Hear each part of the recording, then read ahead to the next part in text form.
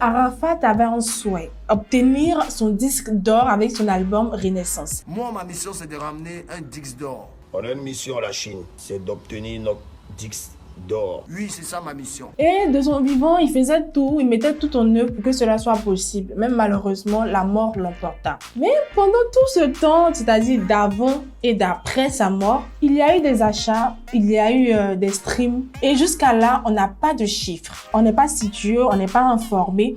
On ne sait pas qu'en est-il de cette histoire de disque d'or, de chiffres à atteindre et tout pour avoir le disque d'or. Et c'est de là que part mon gros coup de gueule. Pour ceux qui l'ignorent, je lis quelque part ici que pour avoir un disque d'or single, c'est-à-dire pour un titre, il faut 15 millions de streams. Et pour avoir un disque d'or album, il faut 50 000 équivalents ventes, c'est-à-dire les CD et tout. Mais on ne sait pas ce qui se passe avec cette histoire de disque d'or d'Arafat et tout. On n'est pas situé. Et pour ceux qui ne le savent pas, et je pense que vous êtes très peu, Arafat était signé sous le major d'Universal Music Africa. Qui dit Universal Music Africa dit gros major. Moi, je me dis qu'en tant que major compétent, il devrait être en mesure de nous donner les statistiques, de nous donner les chiffres. Et jusqu'à là, rien.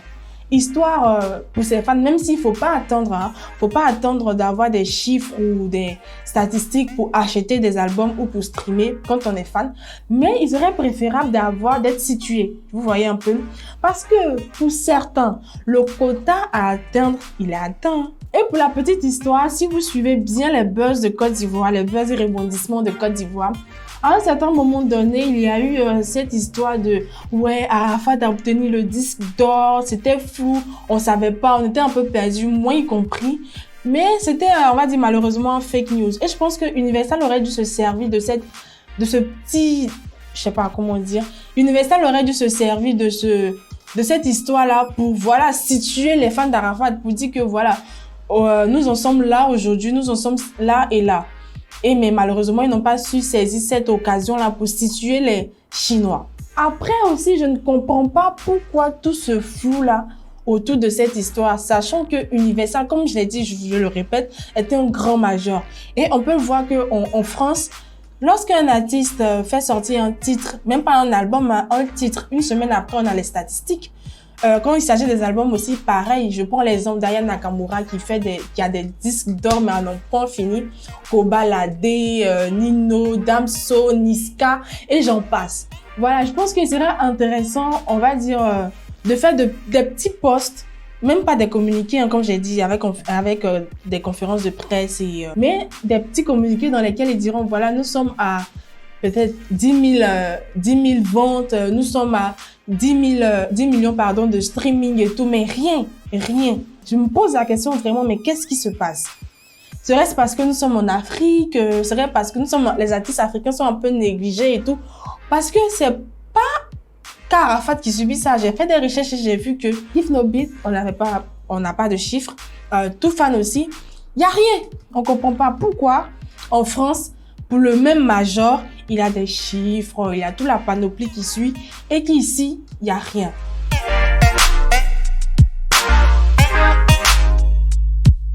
On dit quand quelqu'un fait quelque chose de bien, il faut le reconnaître, même s'il zaille souvent, il faut le reconnaître. Mon gros coup de cœur va à l'encontre d'Universal dans le sens où le fait de venir s'installer en Afrique et tout ça, c'est une très belle initiative. Et grâce à eux, les artistes signés sous leur label sont plus vus en matière de notoriété. Ils ne sont pas seulement vus qu'en Afrique, ils sont, on va dire, exportés, ils sont vus en Europe, en Amérique et tout. Et ça, c'est très bien. Force est de reconnaître que les artistes africains ne sont pas vraiment faciles à manager, tu vois. Et grâce à Universal, on va dire, ils font des featuring avec de grands artistes internationaux.